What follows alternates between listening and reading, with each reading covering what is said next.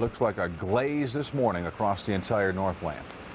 Bruce, it really is. I mean, it has just been pouring all night, and I can't imagine what it's like above 1,000 feet. I mean, temperatures below 1,000 feet are actually below freezing, and above 1,000 feet they're up around 35, 40 degrees. So there's tremendous snow melt going on, and that's why the flood watch is across a good part of Vermont.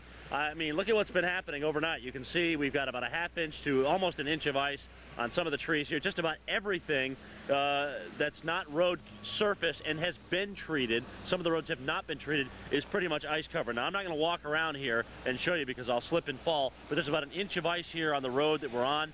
I sprinkled some salt here to try and see if we could at least get one spot clear so I could stand here. But I mean, basically the salt just melted right through the ice and has done virtually nothing. So literally the road crews have had to come out here and spread a ton of salt, which is exactly what you got to do in a situation like this. There have been reports of sporadic power outages here in the Chittenden County area. Things are a lot worse over in Clinton County, New York, as they are declaring a state of emergency over in that region.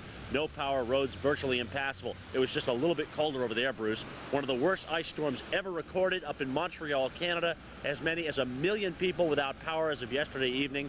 A few of those folks have been restored, but a lot of them actually spending the night here in Burlington as a result. Schools are closed today, so some good news for the kids. And obviously, if you do not have to go out, travel is not recommended. Winter storm warnings, and flood watches all posted for northern Vermont this afternoon. Back to you, Bruce. All right, thank you. Jim Cantori live from Burlington, Vermont, where the city is glazed over with ice this morning. Here's a look at the radar. As a matter of fact, we have reports that out of Burlington, located right up about here, the radar is just iced over. That's right, too much ice there. Right again, as you get to, say, this line right on through here.